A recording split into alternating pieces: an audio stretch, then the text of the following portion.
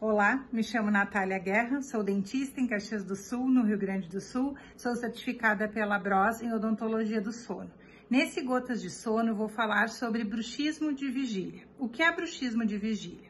São hábitos parafuncionais que fizemos de forma exagerada e involuntária durante o nosso dia. Que hábitos são esses? Podemos apertar ou simplesmente encostar os nossos dentes de forma prolongada e repetitiva.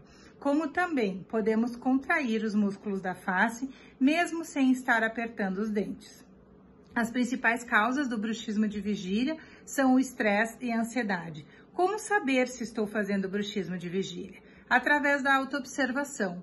Precisamos perceber se durante as nossas atividades rotineiras, como dirigir enquanto praticamos exercícios físicos, nos nossos períodos de trabalho ou mesmo assistindo televisão, se estamos realizando algum desses hábitos. Dores de cabeça, dores na cervical, dores na face, também podem ser sinais do bruxismo de vigília.